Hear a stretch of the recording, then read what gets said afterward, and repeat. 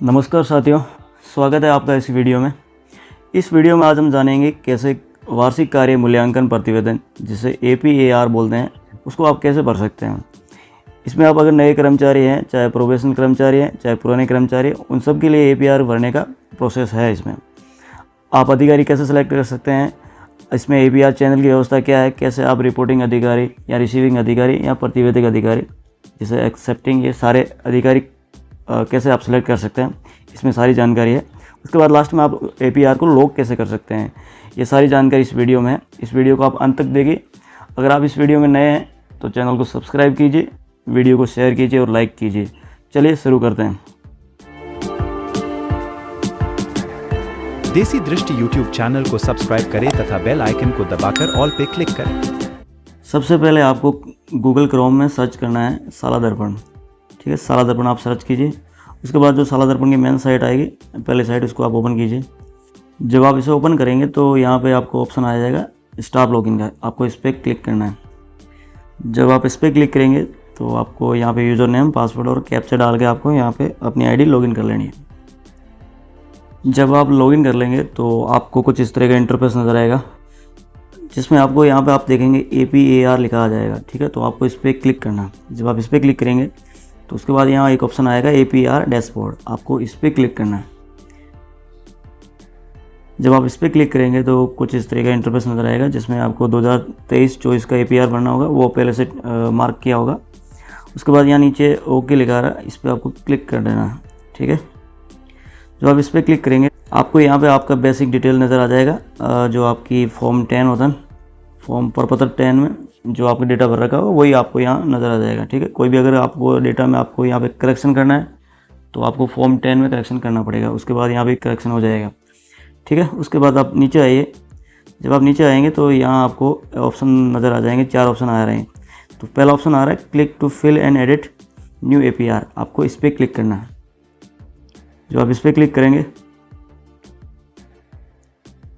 तो कुछ इस तरह का इंटरफेस नज़र आएगा, जिसमें आपको यहाँ पे आपका 2022-23 सेशन नज़र आ जाएगा।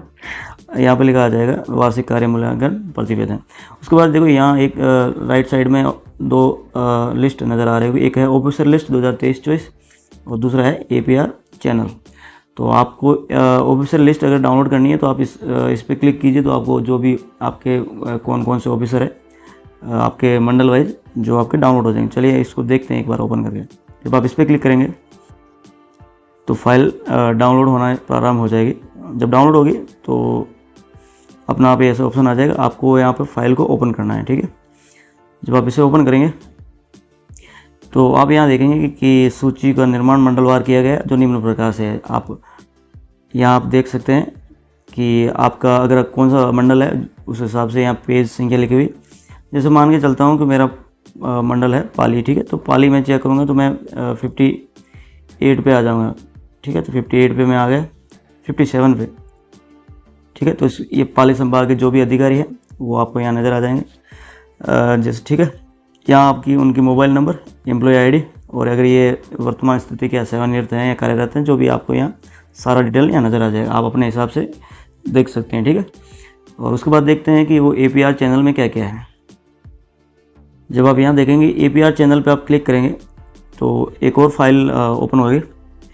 उस फाइल में आप देख पाएंगे कि आपको कौन कौन से अधिकारी होते हैं आपके। अगर आप लेवल 1 के हैं या लेवल 2 है या फिर सेकंड ग्रेड टीचर हैं या फर्स्ट ग्रेड है या प्रिंसिपल, जो भी है उस हिसाब से आपके यहाँ पे अधिकारी आप सेलेक्ट कर सकते हैं। अगर कोई अध्यापक राजकीय माध्यमिक या उच्च माध्यमिक विद्यालय में कार्यरत है, जो भी कोई भी श्रेणी का हो, चाहे लेवल 1 हो, लेवल 2 हो या तृतीय श्रेणी पुस्तकालय अध्यक्ष हो या फिर क्रंच साइज जो भी हो, उसके लिए आपका रिपोर्टिंग ऑफिसर या प्रतिवेदक अधिकारी संस्था प्रधान या आपका PEO होगा। ठीक है, उसके बाद आपको समीक्षक अधिकारी या रिव्यूइंग ऑफिसर होगा CBEO, मुख्य ब्लॉक अधिकारी, मुख्य शिक्षा अधिकारी। ठीक है, उसके बाद स्वीकार करता है या एक्सेप्टिंग ऑफिसर होगा आपका जिला शिक्षा अधिकारी माध्यमिक वाला। ठीक है, उसके बाद यहाँ लिखा है राजकीय प्राथमिक या उच्च प्राथमिक विद्यालय में कार्यरत अगर कोई है, जैसे लेवल 1 का अध्यापक या लेवल 2 या प्रबोधक जो ग्रामीण क्षेत्र में है, तो उसके लिए कौन सा होगा, पदेन पंचायत प्राइमरी शिक्षा अधिकारी, ये PEO। ठीक है, वो भी होगा। उसके बाद होगा समीक्षक अधिकारी या रिव्यूइंग ऑफिसर, ये होगा। आप ये इसमें सारे चेक कर सकते हैं कौन क्या है। अगर आप सेकंड ग्रेड हैं तो आपके लिए आपके यहाँ पदेन अधिकारी यहाँ पे होगा आपका संस्था प्रधान, जो जिसके पास DDO पावर है, याद रखना, क्योंकि यहाँ आप देख सकते हैं राजकीय उच्च माध्यमिक विद्यालय में कार्यरत समस्त शारीरिक शिक्षा, और यहाँ आप देखिए राजकीय माध्यमिक में उच्च माध्यमिक विद्यालय में कार्यरत समस्त वरिष्ठ अध्यापक, जैसे सेकंड ग्रेड शारीरिक शिक्षा मतलब PTI सेकंड ग्रेड, पुस्तकालय अध्यक्ष जो सेकंड ग्रेड हो, वरिष्ठ सहायक या फिर सहायक प्रशासनिक अधिकारी, प्रयोगशाला सहायक जो सेकंड ग्रेड होगा, उन सब के लिए संस्था प्रधान जिसके पास 03 पावर हो, मतलब कि जो आपके DDO हो। DDO आपका होगा क्या, प्रतिवेदी अधिकारी, ठीक है। थर्ड ग्रेड के लिए तो यही होगा, संस्था प्रधान ही होंगे, ठीक है। उसके बाद आप समीक्षक अधिकारी में मुख्य लोग CBO होते हैं, और आपका स्वीकारकर्ता में होता है सेकंड ग्रेड, या फिर उसके लिए होता है संयुक्त निदेशक मंडल पे जो JD बैठते हैं वो होते हैं, ठीक है। इसके बाद आप फर्स्ट ग्रेड हो तो आपके यहाँ पे वो निदेशक माध्यमिक शिक्षा वो बीकानेर वाले होंगे, ठीक है। तो आप इसमें आप चेक कर सकते हैं कौन क्या आपके कौन कौन से अधिकारी है, आप इसमें सारा डेटा लिखा हुआ है। अगर आप इसमें नीचे आएंगे तो और भी मतलब एम्प्लॉय के बारे में सारा लिखा हुआ है, ठीक है। इसे आप देख सकते हैं, अपने हिसाब से आप ऑफिसर को सिलेक्ट कर सकते हैं। चलिए देखते हैं कि कैसे आगे प्रोसेस फिल होता है। उसके बाद आप देखेंगे, आप इसको थोड़ा स्क्रॉल करेंगे तो यहाँ आपको ऑप्शन नज़र आ जाएंगे। आपको पहले लोक सेवक का प्रकार सेलेक्ट करना है। जैसे मैं जिसका फॉर्म भर रहा हूँ वो सेकंड ग्रेड टीचर है, तो उनके लिए मैं यहाँ तृतीय एवं द्वितीय श्रेणी श्रृंखला के शैक्षिक क्रम ये सेलेक्ट करना पड़ेगा। अगर आप प्रधानाचार्य या फर्स्ट ग्रेड है तो आप ये सेलेक्ट कीजिए, और कार्यालय में कार्यरत शैक्षिक कार्मिक है तो आप इसे सेलेक्ट कीजिए, और मंत्रालय या अधीनस्थ कार्मिक है तो आप ये सेलेक्ट कीजिए। तो मैं इसको यहाँ सेलेक्ट कर लेता हूँ, ठीक है। जब इसको सेलेक्ट करेंगे तो कुछ इस तरीके का आपको नज़र आ जाएगा, ठीक है। उसके बाद थोड़ा नीचे स्क्रॉल करेंगे तो आप यहाँ आपको फ्रॉम डेट, आपको जैसे अगर आप मैं अभी जिनका भर रहा हूँ वो अभी प्रोबेशन में है, क्योंकि न्यू ज्वाइनिंग है, इस वजह से उनकी डेट यहाँ पे वर्किंग डेट ये आ रही है कब उन्होंने ज्वाइन किया, ठीक है। अगर आप पहले प्रोबेशन में नहीं है या फिर आपकी 1 साल से ज़्यादा सर्विस हो चुकी है तो आपको 1 जुलाई 2023 से लेके 30 जून 2024 तक आपको डेट भरनी है। फ्रॉम डेट में 1 जुलाई 2023 और टू डेट में आपको 30 जून 2024 सेलेक्ट करना है, ठीक है। अगर ये आप किन के लिए है, जो शैक्षिक स्टाफ हो, जो टीचर वगैरह हो उनके लिए। अगर आप कोई मंत्रालय यानी कार्यालयों में प्रतिस्थापित है तो आपको सेलेक्ट करना है 1 अप्रैल से लेकर 31 मार्च, ठीक है। ये डेट आपको सेलेक्ट करनी है। चलिए, तो मैं ये जिनका ये प्रोबेशन वाला है, तो क्योंकि न्यू ज्वाइनिंग है तो उनके लिए मैं फॉर्म भर रहा हूँ। जिनकी नई ज्वाइनिंग हुई है उनके लिए आपको डेट सेलेक्ट करनी पड़ेगी। सबसे पहले आपको यहाँ पे 1 जुलाई 2023 सेलेक्ट करना पड़ेगा, ठीक है। 2023 सेलेक्ट कर लीजिए, उसके बाद आप जुलाई सेलेक्ट कीजिए और 1 सेलेक्ट कर लीजिए, ठीक है।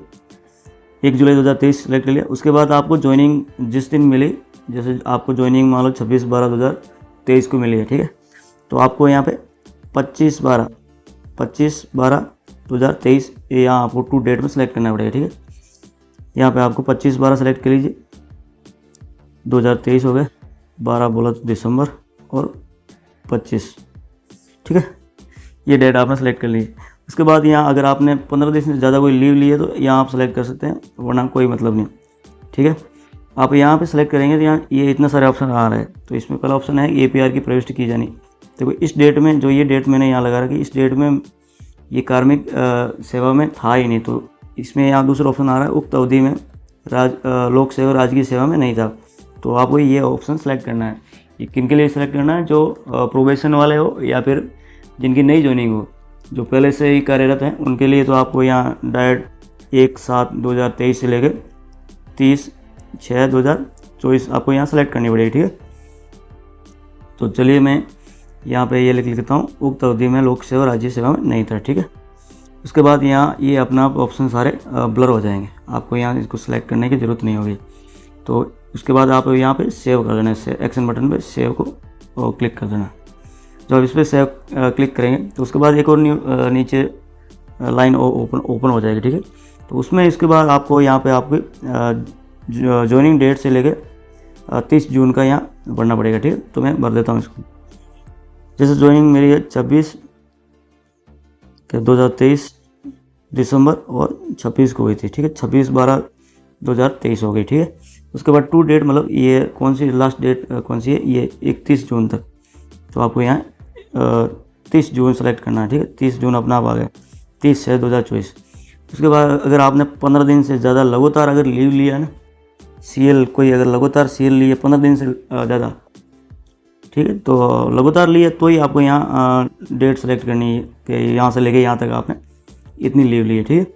उसके बाद यहाँ आपको APR वाला ऑप्शन को सिलेक्ट करना है। उसमें जब सेलेक्ट करेंगे तो यहाँ आ रहा है पहला कि APR की प्रविष्टि की जानी है, इस पर आपको क्लिक करना है, ठीक है। जब आप इस पर क्लिक करेंगे तो आपका यहाँ आगे ऑप्शन आ रहा है फॉर्म टाइप। फॉर्म टाइप में आप देखेंगे, इसको सेलेक्ट करेंगे तो आपको यहाँ आपकी किस टाइप की सेवा है वो आपको नज़र आ जाएगी, राजकीय अधीनस्थ शिक्षा सेवा कर्मचारी के लिए, ठीक है। उसके बाद यहाँ पोस्ट आपको सेलेक्ट करनी है। पोस्ट अगर आप सेकंड ग्रेड है तो सीनियर टीचर, या अगर थर्ड ग्रेड होंगे तो आप लेवल 1 लेवल 2 अपना आप लिखा आ जाएगा, और फर्स्ट ग्रेड है तो लेक्चरर ऑप्शन आ जाएगा, ठीक है। तो सीनियर टीचर को यहाँ सेलेक्ट कर लेते हैं। उसके बाद यहाँ आएगा पोस्टिंग पैलेस कि आप अभी कहाँ पे पोस्टेड है, तो ये आपको यहाँ पे आपकी पोस्टिंग एड्रेस यहाँ नज़र आ जाएगा स्कूल का, ठीक है। इसको आपको क्लिक कर देना। जब आप ये सब कर लेंगे तो उसके बाद यहाँ सेव पे क्लिक कर देना है। जब आप इस सेव पे क्लिक कर दीजिए तो इस तरह आपको ये पहली डेट आ रही है, ये आपकी जो ज्वाइनिंग से पहले की, जब आपको इस टाइम आपको APR, क्योंकि आप ज्वाइनिंग में थे ही नहीं तो आपको APR नहीं भरना। उसके बाद का जब APR भरना है तो आप कुछ इस तरह डिटेल भर सकते हैं। ये सब करने के बाद आप थोड़ा नीचे आएंगे तो यहाँ लिखा आ रहा है क्रिएट APR एप्लीकेशन, तो आपको इस पर क्लिक करना है, ठीक है। जब आप इस पर क्लिक करेंगे तो कुछ इस तरह का एक नज़र आ जाएगा कि आपका एप्लीकेशन सक्सेसफुल क्रिएट हो गया एंड फिल अभी आपको रिपोर्टिंग एंड सबमिट APR ये आपको फिल करना। तो ऐसा करेंगे तो आपको यहाँ पे पहले सेव बटन पे आपको क्लिक करना है, ठीक है। तो सेव पे आप दबा दीजिए। जब आप रिमार्क सेव सक्सेसफुल हो गया, उसके बाद नीचे आएंगे तो आपको यहाँ पे ये नीचे ऑप्शन आ रहा है चूज़ ऑफिसर, आपको अपने ऑफिसर सेलेक्ट करने हैं, ठीक है। तो आपको इस पर क्लिक करना है। जब आप इस पर क्लिक करेंगे कुछ इस तरह का इंटरफेस नजर आएगा, जिसमें आपको यहाँ पे रिपोर्टिंग ऑफिसर और उसके बाद रिसीविंग ऑफिसर, उसके बाद एक्सेप्टिंग ऑफिसर, इन तीनों को आपको सेलेक्ट करना है, ठीक है। अब सेलेक्ट करने के लिए यहाँ पर बहुत सारे ऑप्शन आ रहे हैं कि आप वर्किंग है या कोई रिटायर्ड हो चुके हैं उनका आप नाम लेंगे, या फिर किन्हीं की डेथ हो चुकी है या सस्पेंड हो चुके, किस टाइप के वो है एम्प्लॉय, ठीक है। उसके बाद आप सर्च करने के लिए क्या आपके पास स्टाफ ID है या एम्प्लॉय ID है या मोबाइल नंबर है या फिर बाई पोस्ट, आप किस तरह के उनसे सर्च करना चाहते हैं, ठीक है। तो अगर मेरे पास मोबाइल नंबर है तो मैं मोबाइल नंबर पे क्लिक करूँगा। जैसे इसको थोड़ा ऊपर स्क्रॉल करते हैं। अगर मेरे पास अगर मोबाइल नंबर है तो मैं मोबाइल नंबर पे क्लिक करूँगा। अगर मेरे पास स्टाफ NIC ID है तो मैं इस पर स्टाफ NIC ID पे क्लिक करूँगा। अगर मेरे पास एम्प्लॉय ID है तो मैं इस पर क्लिक करूँगा। जैसे इस पर क्लिक करूँगा तो मुझे यहाँ पे एम्प्लॉय ID डालनी पड़ेगी, ठीक है। अगर मेरे पास मोबाइल नंबर है तो मैं मोबाइल नंबर से, अभी के लिए मैं मोबाइल नंबर से सर्च कर रहा हूँ तो मुझे यहाँ पे मोबाइल नंबर डालने पड़ेगा। जब मैं यहाँ मोबाइल नंबर डालूँगा, जब आप यहाँ मोबाइल नंबर एंटर कर देंगे उसके बाद यहाँ नीचे सर्च ऑप्शन आ रहा है, इसको सर्च कीजिए। जब आप सर्च करेंगे तो यहाँ नीचे ऑप्शन आ जाएगा सेलेक्ट ऑफिसर, इस पर आपको क्लिक करना है। तो जब आप मोबाइल नंबर सर्च करेंगे तो यहाँ अपना मोबाइल जो ऑफिसर है उनका यहाँ डिटेल नज़र आ जाएगा, ठीक है। नाम आ जाएगा, एम्प्लॉय ID आ जाएगी और उनके मोबाइल नंबर नज़र आ जाएगा, ठीक है। उसके बाद आपको यहाँ से इन ऑफिसर को सिलेक्ट कर लेना है, ठीक है। जब आप इन्हें सेलेक्ट करेंगे उसके बाद नीचे ऑप्शन और आ जाएगा, उसके बाद उनकी यहाँ डिटेल नज़र आ जाएगी, ठीक है। एक कहाँ पे पोस्टेड है उनकी पोस्टिंग भी नज़र आ जाएगी। उसके बाद यहाँ आपको चेक बॉक्स पे टिक लगा के नीचे सेव रिपोर्टिंग, इस पर आपको क्लिक कर देना है, ठीक है। चेक बॉक्स पे टिक कीजिए, उसके बाद सेव रिपोर्टिंग, इस पर क्लिक करना। तो इसकी ऐसे करने पर आपको रिपोर्टिंग ऑफिसर ऐड हो जाएंगे, ठीक है, सक्सेसफुली ऐड हो जाएंगे। तो आपको यहाँ पे उनका नाम नज़र आ जाएगा, ठीक है। उसके बाद आप देखेंगे रिव्यूइंग ऑफिसर कौन से होते हैं, उनके लिए सर्च करने के लिए सेम ही प्रोसेस है। आपके पास उनके पास स्टाफ ID है या फिर एम्प्लॉय ID है या मोबाइल नंबर है, जिस नाम से भी आप सर्च करना चाहेंगे सर्च कर सकते हैं, ठीक है। तो मेरे पास अभी इनके मोबाइल नंबर है तो मोबाइल नंबर से मैं सर्च करता हूँ, ठीक है। तो मोबाइल नंबर एंटर करने के बाद आपको सर्च पे क्लिक करना है। जब आप सर्च पे क्लिक करेंगे तो आप यहाँ सेलेक्ट ऑफिसर में क्लिक करेंगे तो आपको यहाँ पे ऑफिसर का नज़र आ जाएगा सब कुछ डेटा। उसके बाद आपको ऑफिसर सेलेक्ट कर लेना है। जब नीचे आएंगे तो नीचे ऑप्शन आ जाएगा कि आपको यहाँ पे इस चेक बॉक्स को टिक करना है। उसके बाद सारा यहाँ डेटा उनका ऑफिसर का नज़र आ जाएगा। उसके बाद आपको नीचे यहाँ नीचे लिखा आ रहा है सेव रिव्यूइंग ऑफिसर, इस पर आपको क्लिक कर देना है। जब आप इस पर क्लिक करेंगे तो आपका रिव्यूइंग ऑफिसर सक्सेसफुली सेव्ड हो जाएगा, ठीक है। जब आप उसके बाद देखेंगे यहाँ 2 रिपोर्टिंग ऑफिसर और रिव्यूइंग ऑफिसर ऐड हो गए। अब आपको एक्सेप्टिंग ऑफिसर ऐड करना है।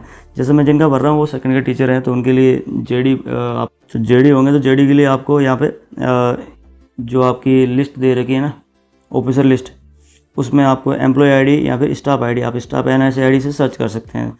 तो मैं इनकी स्टाफ आईडी से सर्च करता हूँ। जब आप रिपोर्टिंग ऑफिसर, रिव्यूइंग ऑफिसर या एक्सेप्टिंग ऑफिसर सब भर दोगे, उसके बाद यहाँ आपके ऑप्शन आएगा फिल एप्लीकेशन का, इस पर आपको क्लिक करना है। जब आप इस पर क्लिक करेंगे तो कुछ इस तरीके का एक फॉर्म निकलेगा, ठीक। इसके बाद आप देखेंगे इसमें आपको भाग 1 प्रतिवेदन ये आपको फिल करना पड़ेगा। इसमें एप्लीकेशन फिल करने के लिए आप जब आप नीचे आएंगे, थोड़ा सा स्क्रॉल करेंगे तो आपको यहाँ पूछा जाएगा कि मुख्य परिणामिक कार्यों के लिए निर्धारित लक्ष्य कृपया विनिश्चित करें के अनुसार स्वयं द्वारा किया गया मूल्यांकन, ठीक है। तो इसमें आपको नामांकन कितना रहा, मतलब आपका लक्ष्य कितना था, उसका उपलब्धि असल में रही कितनी वास्तविक में, उसके बाद उपलब्धि में कमी का कोई कारण है तो आपको यहाँ इसमें एंटर करना है, ठीक है। ठहराव कितना था, जो भी, जैसे इसमें ज़्यादातर लोग 100% सब में लिखते हैं। अब इसको भरते कैसे, मैं एक बार फिल करके आपको बता देता हूँ, ठीक है।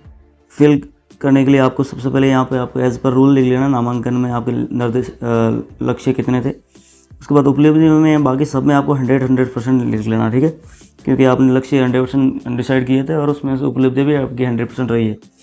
यहाँ कोई कमी हो अगर कारण है तो आप लिख लीजिए, नहीं तो आप जनरल या NA लिख के आप भर सकते हैं, ठीक है। उसके बाद आपको यहाँ पे सेव एज ड्राफ्ट पे इस पर क्लिक करना है, ठीक है।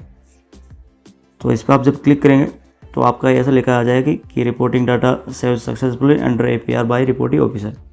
तो ओके पे क्लिक कीजिए। उसके बाद आप नीचे आएंगे, जब आप नीचे आएंगे तो आपको यहाँ आपको परीक्षा परिणाम, आपका रिजल्ट क्या रहा वो आपको एंटर करना पड़ेगा।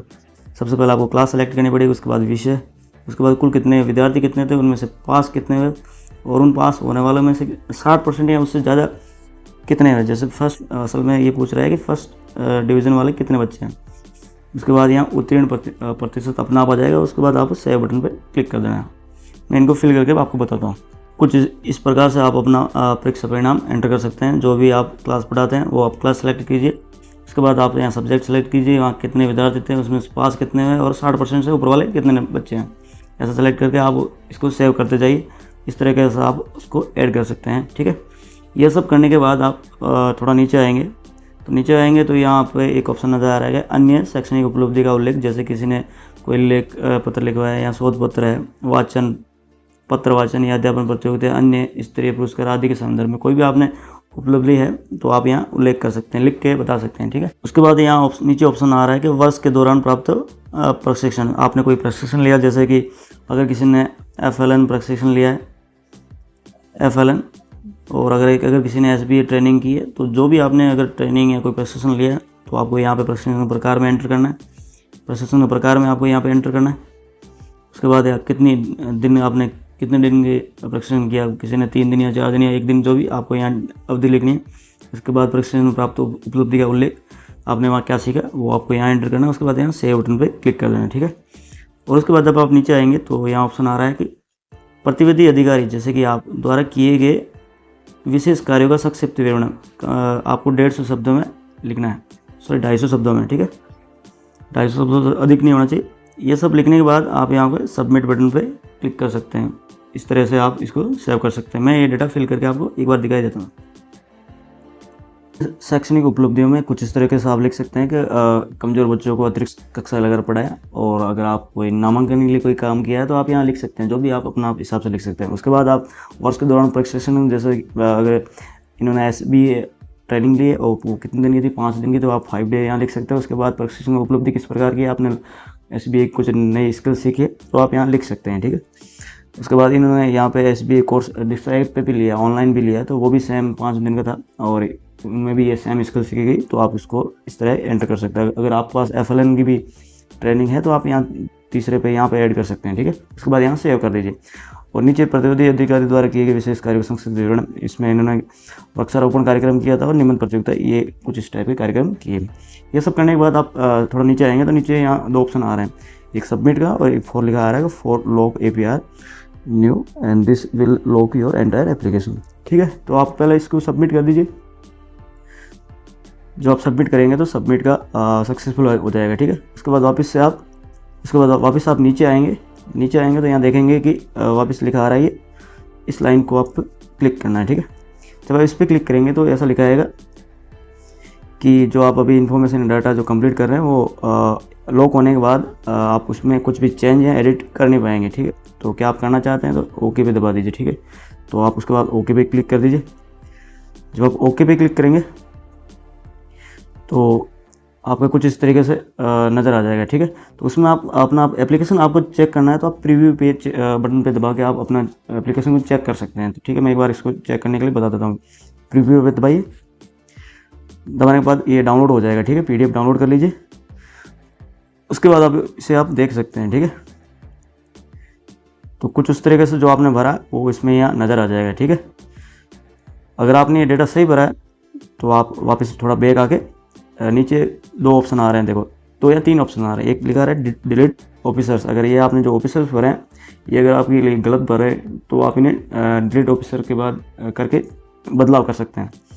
अगर आपने ये सही अगर आपने ये जो फॉर्म भरा है ना यहाँ पे फिल एप्लीकेशन, ये गलत भरा है तो आपको यहाँ पे डिलीट एंटायर एप्लीकेशन करके वापस से आपको इसको भर सकते हैं डिलीट करके। ठीक है, अगर आपने ये सब कुछ सही भरा है तो आपको यहाँ ऑप्शन लगा रहा है लॉक एंड फॉरवर्ड एप्लीकेशन, इस पर आपको क्लिक करना है।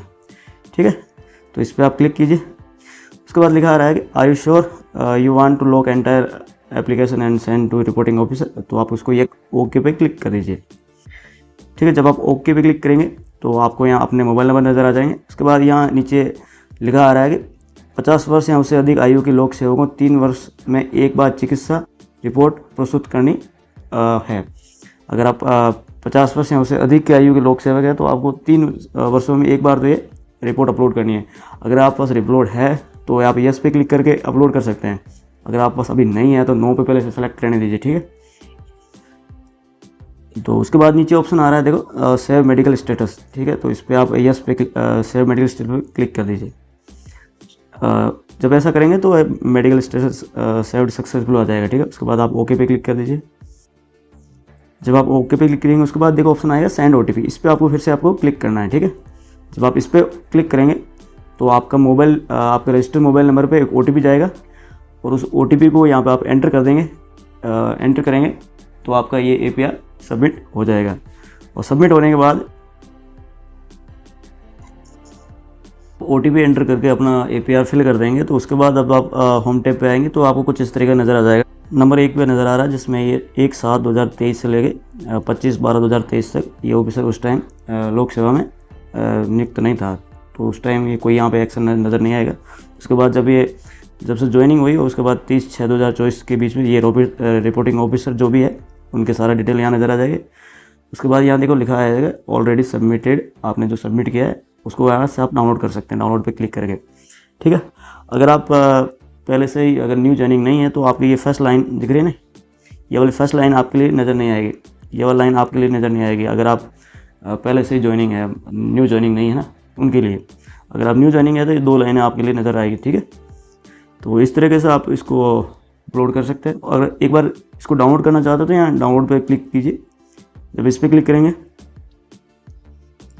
तो आप APR को डाउनलोड कर सकते हैं। डाउनलोड करने के बाद आप इसको देख सकते हैं। जब इसमें देखेंगे आपके यहाँ डेटा सबसे पहले डेटा नज़र आ जाएगा। उसके बाद जब आप थोड़ा नीचे आएंगे तो आपको यहाँ पे डेट नज़र आ जाएगी कि 1/7/2023 से लेकर 25/12/2023 तक पीरियड टाइम था उक्त से। उस टाइम तो ये वाला पीरियड है जो पहले वाला ज्वाइनिंग से पहले वाला, उस टाइम सेवा में नहीं थे, वो लिखा आ जाएगा। उसके बाद थोड़ा नीचे आएंगे तो ये जब ये दूसरा पीरियड है जब 26/12 से जब आपने ज्वाइनिंग की और उसके बाद ये लास्ट डेट 30/6 तक का। ठीक है, तो उसमें आपको ये नामांकन के बारे में जो आपने डेटा को फिल किया वो यहाँ नज़र आ जाएगा।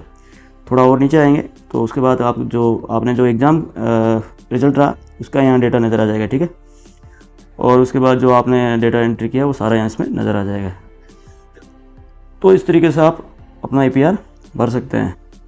ठीक है, उसके बाद थोड़ा आप ऐसे होम टैब पे जा यहाँ पे लिखा है बैक टू डैशबोर्ड, इस पर आप क्लिक कीजिए। जब आप इस पर क्लिक करेंगे तो उसके बाद थोड़ा नीचे आएंगे तो आपको यहाँ नज़र आ जाएगा कि आपका फाइल APR पे 1 नज़र आ जाएगा और आप यहाँ स्टेटस अपना चेक कर सकते हैं कि उन्होंने रिव्यू किया है या नहीं किया आपके जो ऑफिसर्स ने। ठीक है, तो स्टेटस चेक करने के लिए यहाँ पर आप व्यू APR स्टेटस पे दबाए, इस पर दबाओगे थोड़ा नीचे आप आओगे तो ये यहाँ पर नज़र आ जाएगा कि आपका APR पीरियड ये है। ठीक है, नाम नज़र आ जाएगा, आपके एम्प्लॉय ID मोबाइल नंबर नज़र आएंगे। कौन सी पीरियड से कौन सी पीरियड के बीच में है, और यहाँ आपका लिखा आ जाएगा पेंडिंग, अभी तक ये पेंडिंग है और यहाँ कौन से लेवल पे अभी बता नहीं रहा है। ठीक है, तो इस तरीके से आप ये APR भर सकते हैं। अगर इस जानकारी आपको अच्छी लगी है तो वीडियो को लाइक कीजिए, चैनल को सब्सक्राइब कीजिए, और अगर आप में कोई APR भरते हुए कोई दिक्कत आए तो मुझे आप कमेंट करके बता सकते हैं। ठीक है, धन्यवाद।